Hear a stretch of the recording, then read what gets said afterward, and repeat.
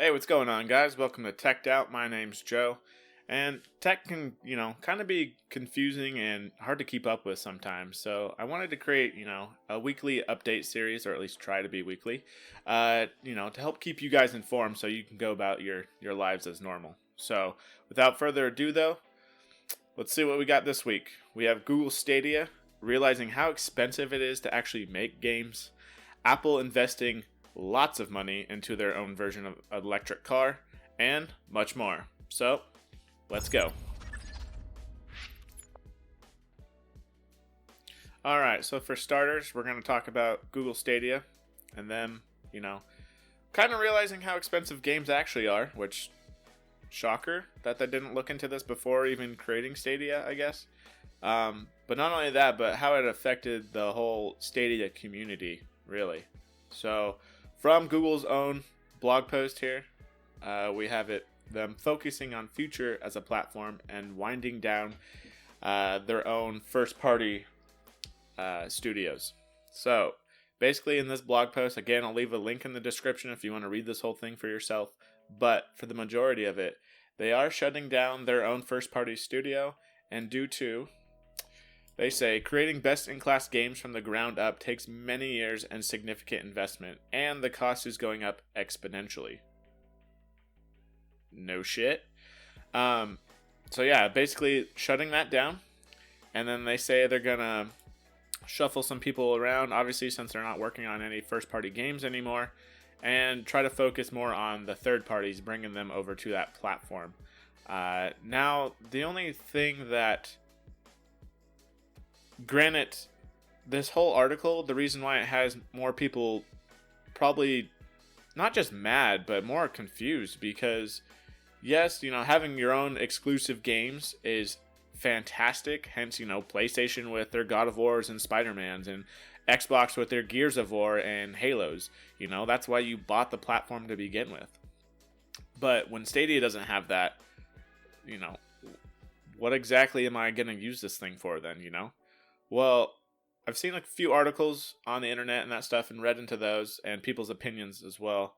The people that really don't care about this information, they're more of your, casual gamer, like, hey, I only have 10 minutes a day to maybe play a game or two. So Stadia works for me because no updates, no downloads, no nothing. I just sit down for that 10 minutes and then play a game and it's good to go, Third-party games are awesome too, Hence, Cyberpunk was better played on Stadia than any other console for that matter, unless you have a PC for the most part.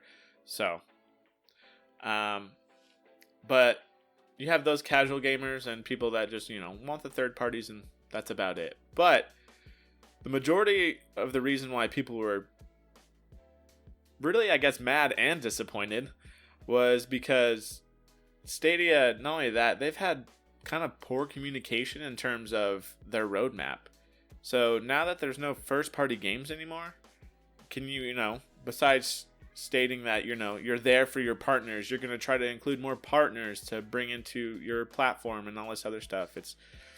That's fine and dandy. You're working for the companies, trying to bring them over and all that stuff. But at the same time, what are you doing for us gamers? We just want to know that stuff, and just being straightforward and honest with us like that, showing us the roadmap, what you plan to do. Yeah, they plan, 400 games or so throughout the course of the years, but still, we just want to see more. If you know it and it's in development, that's fine. Just let us know. That's all we want to know. So, definitely a bad taste in the mouth for Stadia users like myself, in a sense. But no first party games. What are you gonna? You're not gonna attract any PlayStation, Xbox, or PC fans over to Stadia, in my opinion, unless it's some nerd like me who just wants to try it out, or is a casual gamer, or anything like that, really. But if you guys have a different opinion, let me know down in the comments. Speaking of Google, though, their Pixel phones will soon track your heart rate and respiratory rate using just the hardware in your phone alone. So, as an example, the old Samsung phones, the S5s through the S10, they were able to do this on the back of the phone using a certain heart rate sensor that you would stick your finger on, and it would obviously read that heart rate.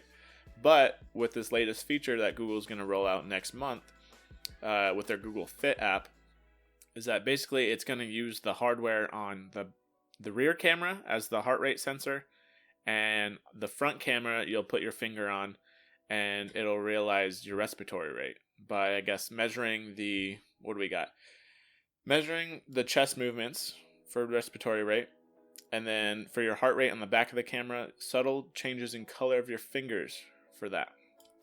So I feel like that's pretty cool. They note in this article too, and I agree with it, that, you know, it's not going to be as in depth as an actual, you know, something on your wrist, a fitness watch, or heart rate monitor band that you put on your chest or anything like that. But, you know, at the same time, a free update like this that just transforms your camera into a heart rate monitor, sure, even though I might not ever use it, but the fact that it's there in case for whatever reason I might, you know, be curious of that, then hey, more power to you. That's pretty cool, I feel like. So granted, it does say the heart rate sensor is accurate within 2%, so obviously, you know, don't rely on this, like the article says, as a medical diagnosis or anything like that. You know, don't go to your doctor saying, you know, oh, my phone told me this. No.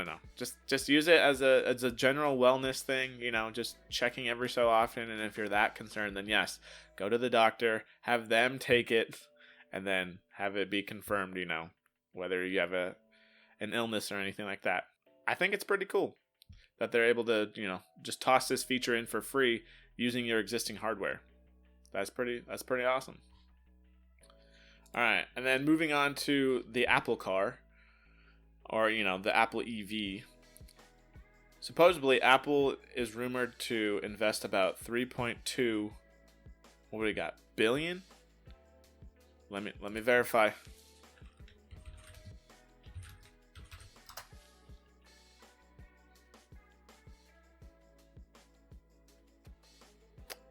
Yeah, sorry, 3.6 billion dollars,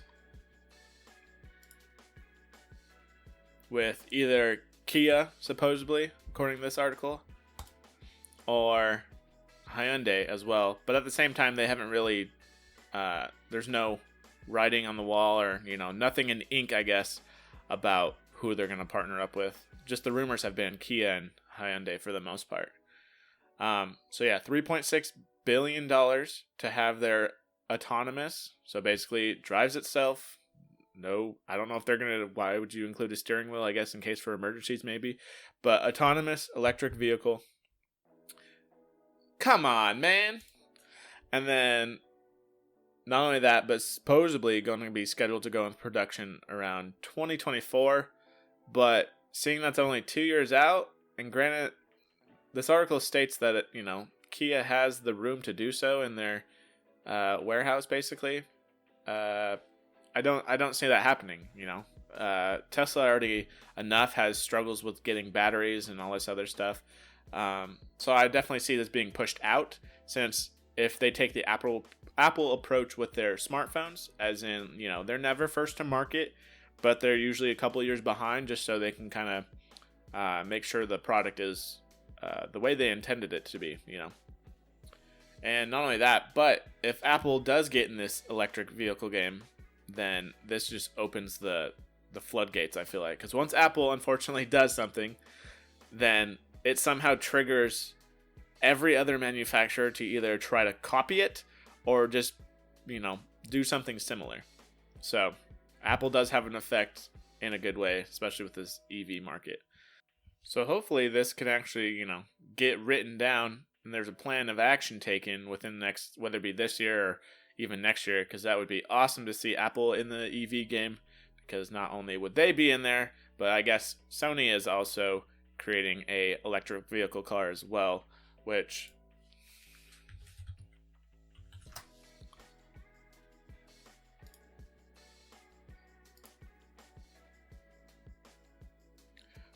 looks something similar to this.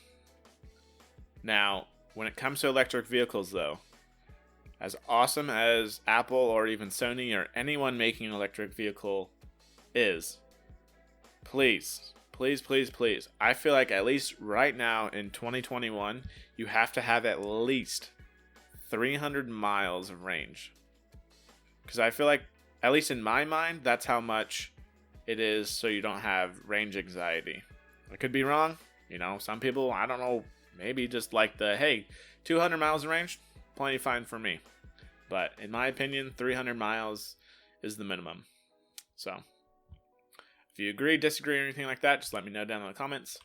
But yeah, car market is going to definitely change up with electric vehicles, and the manufacturers that we know today are definitely going to be different, in the future. So keep an eye on that one. All right, going back to Apple though. So they're planning on a mixed reality headset that not only has 2 8K displays, but it's going to cost around $3,000. Now, with this VR, granted, this is just a concept sketch right here. Now, with this VR headset, it is mostly VR, but also a mixture of VR as well. They're going to include some real-world elements, so a little bit of AR with all those cameras on there. But definitely with that $3,000 price tag, they're definitely gearing it more towards the business aspect of it than they are, the consumer-friendly, hook it up to my PC, play a game. That kind of market, So, with it at $3,000, that definitely competes with the Microsoft HoloLens, which again is used for business purposes. So, and they expect to release this at least they hope to release it in 2022, which then by 2023 supposedly is when Apple's working on releasing the Apple smart glasses, which obviously, ship out this 8K display, $3,000 mixed reality headset. That's fine. Businesses take that up. They do what they need to with it, but use all that data that you collect from that, put it in the consumer-friendly one. I say friendly. Again, it's probably going to cost, I don't know, $1,000. Our phones are already $1,000, so why not? If they make it cheaper, then more props to them. But use all that data from this mixed reality headset and shove it towards the smart glasses, and you could have a very well working product that people could actually adopt. So props to Apple for doing this. Hopefully this does actually come out in 2022. Again, just pushing that tech envelope, just keep it going. So yeah, for the most part though, that's been the majority of the tech news this week. So if I happen to miss anything, obviously a lot goes on in the tech world. Put it down in the comments what caught your eye this week, and I'll check it out, better informed. So and then some side note stuff. We do have a couple things to look forward to. So Mass Effect Legendary Edition is coming out on May 14th. So in case you, for whatever reason, never played that game or have, look forward to that.